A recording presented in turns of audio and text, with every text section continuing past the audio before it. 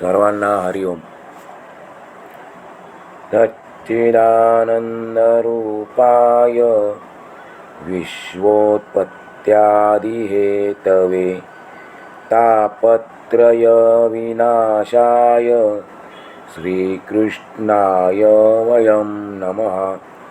शान्ताकारं भुजगशयनं पद्मनाभं सुरेशं विश्वाधारं गगनसदृशं मेघवर्णं शुभांगं लक्ष्मीकान्तं कमलनयनं योगिभिर्ध्यानगम्यं वन्दे विष्णुं भवभयहरं सर्वलोकैकनाथं. भगवद्गीतेमध्ये भगवंताने अर्जुनाला सांगितले की या जगातला एकही मनुष्य प्राणी असा नाही की जो माझी भक्ती करत नाही. सर्वजण भगवंताची भक्ती करतात, पण तरीसुद्धा त्यांना भगवंताची प्राप्ती होत नाही. त्यांच्या मनुष्य जन्माची सार्थकता होत नाही. याचा अर्थ त्यांचं कुठेतरी चुकतं आहे.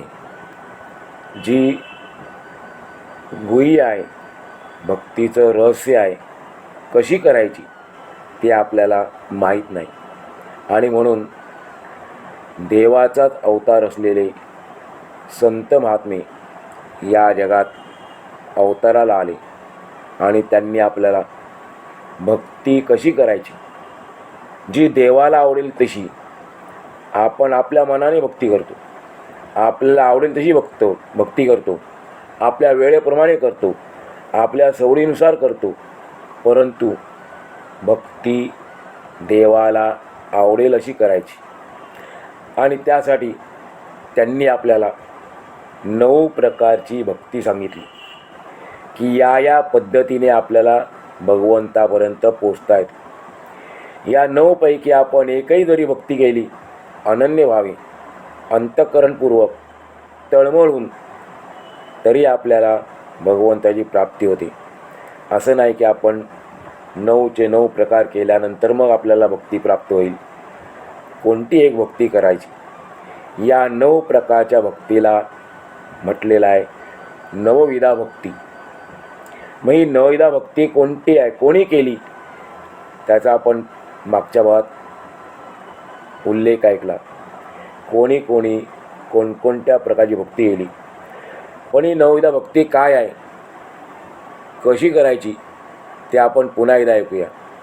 त्यासंबंधी भक्त प्रल्हादाने जो श्लोक सांगितला तो श्लोक असा आहे: श्रवणं कीर्तनं विष्णो स्मरणं पादसेवनम अर्चनं वंदनं दास्यं सख्यमात्मनिवेदनम. आणि ही भक्ती जो जाणतो तोच खऱ्या अर्थाने शुद्ध भक्ती करू शकतो. जगद्गुरू तुकाराम महाराज म्हणतात, तुका म्हणे नवविध भक्ती जाणे तोची शुद्ध. जो ही 9 प्रकारची भक्ती जाणतो तोच खरा भक्त आहे आणि त्याने केली भक्ती खरी शुद्ध भक्ती आहे. भक्ती ही 9 प्रकाराने करायची असली तरी भक्तीचे स्वरूप मात्र एकाच प्रकारचे आहे, एकविधच आहे. बघा, पदार्थ आपण 9 वेळा सेवन केला तरी तो पदार्थ एकच आणि गोडीसुद्धा एकच. त्याप्रमाणे परमार्था एकी एक आहे, एकमेव आहे. मुख्य देव एक आहे, 2 नाही. निर्गुणही तोच आणि सगुणही तोच. माऊलींना प्रश्न पडला होता, तुझं सगुण म्हणू की निर्गुण रे? पण त्याने उत्तर दिलं लगेच, सगुण निर्गुण तूची गोविंदू रे, एकू गोविंदू रे. म्हणजे निर्गुणही तोच आहे, सगुणही तोच आहे. निर्गुण हरिद्वार तो एकजिन्सी, एकी एक आहे. तर मग सृष्टी त्याच्यापेक्षा वेगळी आणि जीव वेगळा असे कसे होईल? सूर्याचं तेज किंवा साखरेची गोडी तसा देवाचा आणि जगाचा संबंध आहे. देव आणि जग हे दोन शब्द आपल्या समजण्यापुरते आहेत, परंतु हरीचे प्रेम आहे, भगवंताचं जे प्रेम आहे ते एकच आहे, तो एकच आहे हे म्हणायला दुसरे कोणी नाही. अशा हरीच्या स्वरूपी समरसतेचा, एकरूपतेचा आनंद भोगणे याचे नाव भक्ती. भक्ती म्हणजे तरी काय? हरीच्या स्वरूपात एकरूप होऊन तो जो आनंद आहे तो भोगणे म्हणजे भक्ती. ज्ञानोबा माऊली ज्ञानेश्वरीच्या 13 अध्यायात म्हणतात, त्यांच्या ओव्या आहेत काही. नाना कल्लोळ परंपरा संतती जैसी सागरा, आम्हा आणि चराचरा संबंध तैसा, जालेनी जगे मी झाके तरी जगत्वे कोण फाके, किळेवरी माणिके लोपिजे काही, अलंकारा आले तरी सोने पण काही गेले, की कमळ फाकले कमळत्वा मुके, मनोनी जग परवते सारुनी पाहिजे माते, तैसा नोहे उकिते आगवे मीची. या ओव्यांचा सोपा अर्थ असा आहे, लाटांना समुद्राची संतती म्हणावी पाहिजे तर ते समुद्र वाचून दुसरे काय आहे? जगाने देव जागतो, जगामुळे देव जागतो, तर जगद रूपाने कोण नटले आहे? वरच्या प्रभेने काय हिरा लोकतो? हिऱ्याचं तेज आहे, पण त्या तेजामुळे हिरा लोकतो का अधिक प्रगटतो? अलंकारपणाने प्रगटले, अलंकाराच्या रूपात प्रगटले म्हणून काय सोने पण गेले का? कमळ उमलल्यावर कमळ नष्ट होते काय? तात्पर्य ही उदाहरणं दिलेली आहेत, दृष्टांत दिलेली आहेत. याचं तात्पर्य काय? जग वेगळे सारून नारायणाला, भगवंताला पाहायला नको आहे.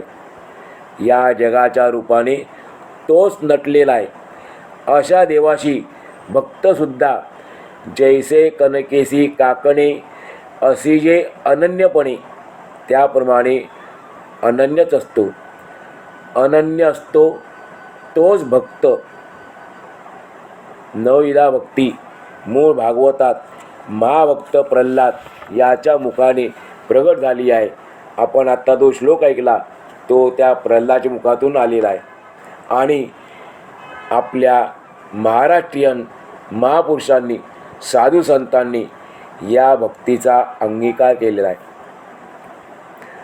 भगवंताचं एक नाव आहे विष्णू भगवंताचं, अधोक्षज. अधोक्षज म्हणजे भगवान विष्णू यांच्या ठिकाणी निर्हेतुक कोणता हेतू न ठेवता अखंड भक्ती जेणेकरून उत्पन्न होते तो पुरुषाचा परमधर्म होय, तो भक्ताचा श्रेष्ठ धर्म आहे. भक्तीच्या योगाने अंतरात्मा प्रसन्न होतो. भक्ती का करायची? भक्तीमुळे आपला अंतरात्मा प्रसन्न होतो. भगवान वासुदेवाच्या ठायी उत्पन्न झालेला भक्तियोग हा ज्ञान आणि वैराग्य देण्यास समर्थ असतो. भक्तीमुळे वैराग्य आणि ज्ञान यांचा लाभ होतो आणि ते ज्ञानही अहेतुक असते, म्हणजे कोणताही त्यामागे हेतू नसतो. अशा त्या ज्ञानाला हेतू म्हणजे तर्कादी कोणतेही कारण नसते. भगवंताचं नाव आपण पाहिलं अधोक्षज. अधाकृतम अक्षजम इंद्रियजम ज्ञानम येन सा, म्हणजे इंद्रियजन्य ज्ञानाला तुच्छ करणारा. इंद्रियजन्याचा अर्थ आहे इंद्रियापासून होणाऱ्या ज्ञानाला तुच्छ करणारा, इंद्रियजन्य ज्ञानाने प्राप्त होणारा, त्याला म्हणायचं अधोक्षज. जो ज्ञानोबांनी ओवीतून वर्णन केला, जो इंद्रियासी चोरुनी जेवी तयासीच फावे. भगवंताची प्राप्ती कोणाला होते? जो इंद्रियांना चोरून जेवतो. शब्दशार्थ यायचा नाही, इंद्रियांना तुच्छ मानतो, त्याला म्हणायचं तो अधोक्षज.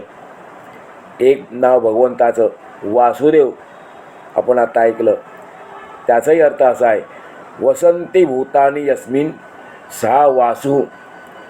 देव शब्द जोडलेला आहे, मूळ शब्द वासू आहे. वसंती भूतानी यस्मिन सा वासू स चादव देवो द्योतनशिला. म्हणजे ज्याच्या स्वरूपात सर्व देव राहतात, ज्याच्या स्वरूपामध्ये सर्व देव राहतात, असा प्रकाशमय थोरला देव म्हणजे वासुदेव. जे भगवान विष्णूला अनन्य भावाने भजतात, त्याची भक्ती करतात आणि त्याच्या प्रेमामुळे श्रौत स्मार्त कर्म करून ते त्याला स्मरण करतात आणि त्यामुळे रागद्वेषरहित आणि निर्मत्सर असे होतात. अशा प्रकारचे जे भक्त आहेत, संन्यास योगादी परिश्रमावाचून हा भवसमुद्र तरून जातात. अशा भक्तांना संन्यास वगैरे योग करण्याची आवश्यकता नाही.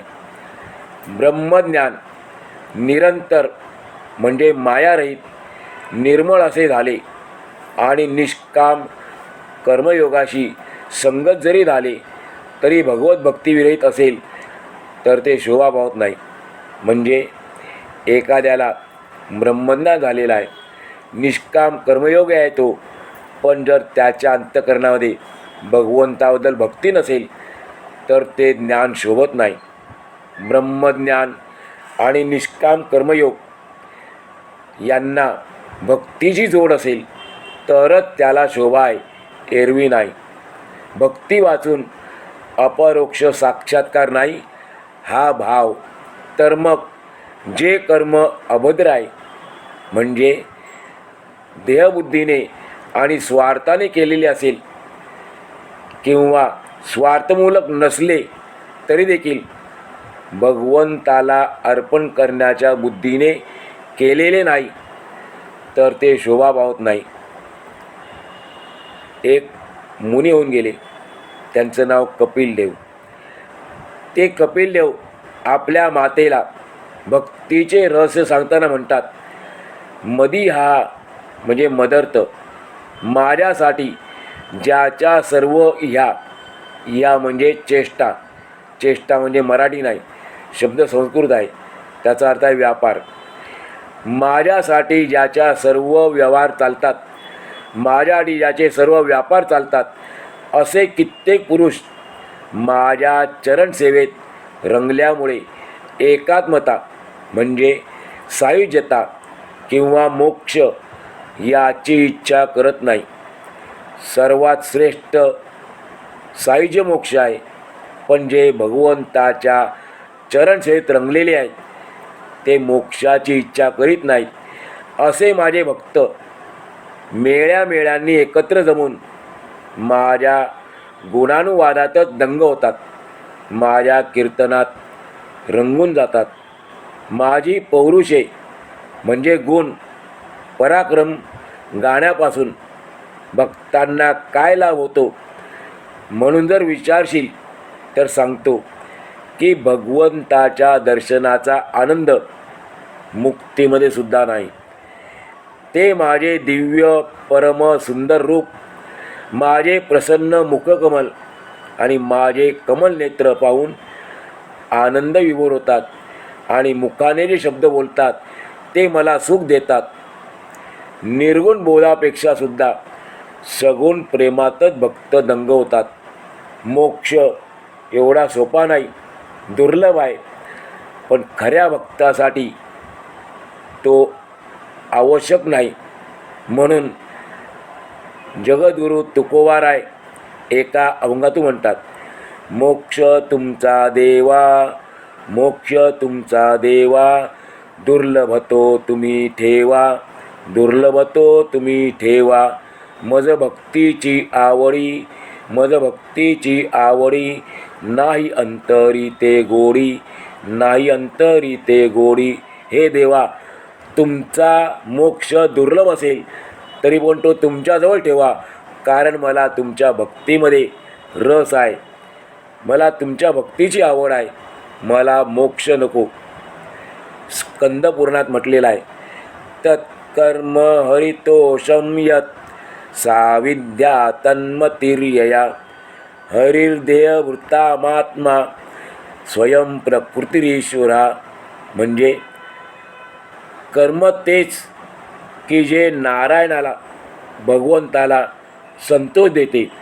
विद्या तीच की जी मती म्हणजे आपली बुद्धी हरीकडे वळवते. विद्या तीच की जी आपली मती भगवंताकडे वळवते. कारण की हरी हा सर्व देहवंतांचा आत्मा आहे. सर्वांचा तो ईश्वर म्हणजे नियंता आहे आणि तो स्वतंत्र आहे. म्हणजे सर्वांचे कारण असून हरीच भगवंतच सर्वांचे कारण असून भगवंताचे कारण कोणीच नाही. आणखीन एक श्लोक आलेला आहे, त्याला पण अर्थ बघूया. स्कंद पुराणात तिथे म्हणतात, माशांना ज्याप्रमाणे सर्वोपरी जलप्रिय तसा सर्व भूतांतरात्मा हरी भक्तांना परमप्रिय असतो. अशा हरीला विसरणारा, भगवंताला विसरणारा मनुष्य लौकिकात केवढाही महान असू दे, म्हणजे विविध गुणांनी प्रसिद्ध असू दे, तरी संसारातच गुरफटून राहील तर त्याला महत्त्व केवळ त्याच्या वयामुळे प्राप्त होईल. त्याच्या ज्ञानामुळे त्याला महत्त्व प्राप्त होणार नाही. जर तो हरीच्या भजनात रंगून गेला नाही, स्वतःला विसरला नाही तर. नारायणाचे भक्त कशालाही आणि कोणालाही भीत नाहीत. ते निर्भय असतात. स्वर्ग, नरक आणि मोक्ष यांच्याकडे ते समान दृष्टीने पाहतात. म्हणजे ते याविषयी उदासीन असतात. उदास नाही. उदास वेगळा आहे, उदासीन वेगळा आहे. भगवान वासुदेवाचे भक्त ज्ञान, वैराग्य, बल इतर कोणताच आश्रय मानित नाही. इतके ते निरीच्छ आणि निस्पृह असतात. प्रल्हाद त्याच्या बालपणीच्या गुरुकुलामध्ये असलेल्या दैत्यकुमारांना बोध करताना म्हणतात, कौमारमाचरेत प्राज्ञो धर्मान भागवतान ह्य दुर्लभम मानुषम जन्म तलप्य ध्रुवमर्थदम.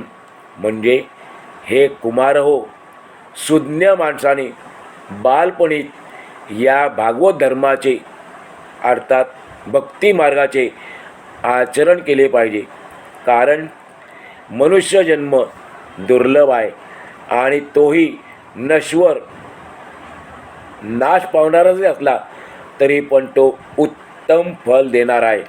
कारण मनुष्य जन्मातच आपल्याला भक्ती करता येते, इतर जन्मात नाही. म्हणून जरी तो नाशवान असला तरी मनुष्य जन्म उत्तम फल देणारा. मग उत्तम फल कोणते? भगवंताची प्राप्ती हे उत्तम फल देणार आहे.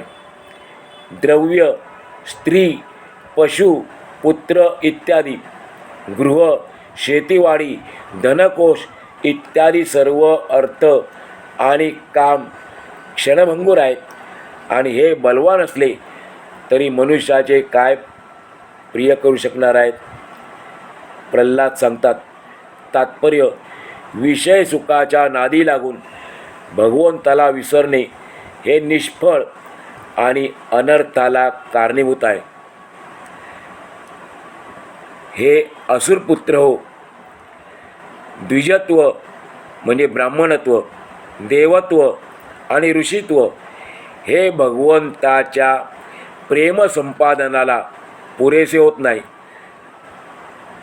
वित्त, सर्वज्ञता, दान, तप, यज्ञ, शुचिता किंवा इतर व्रते यांच्यामुळे देखील आपल्याला देवप्राप्ती होत नाही, भगवंताची प्राप्ती होत नाही. मग हरी फक्त निर्मल म्हणजे निष्काम भक्तीला वश होतो. भक्ती वाचून इतर सर्व साधने व्यर्थ आहेत, अशी प्रल्हादाची दानवपुत्रांना शिकवणूक आहे. अर्थात त्या माध्यमातून आपल्या सर्वांना शिकवणूक आहे. प्रल्हाद पुढे सांगतात, माझे असे मत आहे की धन, सत्कुलजता, रूप, तप, पांडित्य, तेज, प्रताप, बल, पौरुष, बुद्धी आणि अष्टांगयोग केल्याने पुरुषोत्तम प्रसन्न होत नाही. वरील कोणताही धर्म नसलेल्या गजेंद्रावर सुद्धा देव त्याच्या भक्तीमुळे प्रसन्न झाले. गजेंद्र ज्यावेळेला संकटात होता त्यावेळेला त्याच्या भक्तीला पाहून भगवंत प्रसन्न झाले. म्हणून सर्वांनी देवाला भक्तीने भजावे, त्याची सेवा करावी. भगवंताचा लाडका भक्त एक अर्जुन होता आणि एक उद्धव होता. तो म्हणतो एके ठिकाणी, दान, व्रत, तप, होम, जप, स्वाध्याय म्हणजे वेदांचे अध्ययन आणि इतर नानाविध श्रेयस्कर साधनांच्या योगाने श्रीकृष्ण परमात्म्याची भक्तीच साधायची आहे. भक्ती हे साध्य आहे आणि ही सर्व साधने आहेत. दान, व्रत, तप, होम ही सर्व काय साधने आहेत. या साधनाने आपल्याला भक्ती साध्य करायची आहे आणि भक्तीच्या मार्गाने भगवंताला प्राप्त करायचं आहे. आरती झाल्यानंतर आपण काही श्लोक बोलतो. कायेन वाचा मनसेंद्रियैर्वा बुद्ध्यात्मनात्वा नुसुत स्वभावात करोति यद्यत् सकलं परस्मै नारायणायती समर्पयेतत. आपण बोलतो समर्पयामी, पण शब्द आहे समर्पयेतत. श्लोक बोलतो, अर्थ कोणी माहिती आहे. त्याचा अर्थ असा आहे, सर्व कर्मे ईश्वरार्पण करणे हा मुख्य भागवत धर्म आहे. कायेने, वाचेने, मनाने, इंद्रियांनी, बुद्धीने, चित्ताने किंवा स्वभावविशेषाने जे जे कर्म घडेल ते सर्व कर्म नारायणाला, भगवंताला समर्पण करावे. आणखीन एक श्लोक आहे, जी शेवटची पायरी आहे भक्तीची, आत्मनिवेदन. त्याचं वर्णन केले या श्लोकामध्ये. इष्टं दत्तं तपोजप्तं वृत्तं यच्चात्मन प्रियं दारान् गृहान् सुतान् प्राणान् यत्परस्मै निवेदनम. सोपा अर्थ आहे, आपले सर्व इष्ट, दान, तप, आचरित, प्रिय स्त्री, गृह, सुत म्हणजे मुलगा आणि प्राण सर्व परमेश्वराला आपण निवेदन करावे. ही अंतिम उच्च कोटीतली आत्मनिवेदन भक्ती आहे. सर्वांतर्यामी सत्प्रिय असा मी भगवान केवळ विमल भक्तीने, निष्काम भक्तीने वश होणार आहे. भगवान सुद्धा सांगतात, सर्वांतर्यामी सत्प्रिय असा मी भगवान केवळ विमल म्हणजे निष्काम भक्तीने वश होणार आहे. माझ्या ठिकाणी जर निष्काम भक्ती असेल तर ती चांडाळांनासुद्धा त्यांच्या जातीदोषांपासून मुक्त करून पावन करते, त्यांना पवित्र करते. म्हणजे त्यांना मी माझे स्वरूपामध्ये विलीन करून घेतो. भगवान श्रीकृष्ण गीतेच्या 9व्या अध्यायात सांगतात, अपि चेत् सुदुराचारो भजते मामनन्यभाक् साधुरेव समंतव्य सम्यक व्यवसितो इस. शरीरावर हर्ष, रोमांच इत्यादी सात्विक अष्टभाव उभे राहिले नाहीत, आपले चित्त द्रवले नाही, भक्ती सुखाने आनंदाश्रू प्रवाह वाहत नाही, अशा भक्ती वाचून अंतरात्मा शुद्ध तरी होणार कसा? हरीच्या भक्तिसुखाने अंतःकरणाला पाझर फुटून ज्याचा कंठ सद्गदित झाला आहे व त्यामुळे जो कधी हसतो तर कधी रडतो, कधी तो निर्लज्ज होऊन नाचतो, गातो, असा भक्त त्रैलोक्याला पावन करतो. जे एकनिष्ठ भक्त साधुशील, समचित्त आणि बुद्धीपलीकडील परमात्म्याशी समरस झालेले असतात, त्या भक्तांना कर्मामुळे उत्पन्न होणारी पापपुण्य इत्यादी बंधने बांधू शकत नाही. केवळ भक्तिभावाच्या योगाने गोपी, गायी, वृक्ष, पशु, नाग, कालिया इत्यादी सर्प आणि इतर मूढबुद्धी प्राणी, अज्ञानी प्राणी केवळ भक्तीमुळे सिद्धावस्थेला पोचले आणि तात्काळ भगवंताच्या स्वरूपात विलीन झाले. असे भक्तीचं रहस्य आहे, भक्तीचं मर्म आहे. यानंतर आपण जी नवविधा भक्ती आहे त्याचा एक एक भक्तीचा आपण विचार करणार आहोत. पहिली भक्ती जी आहे श्रवणभक्ती, त्याचा आपण अभ्यास पुढच्यात करणार आहोत. आज आपण या ठिकाणी आजचा भाग पूर्ण करूया.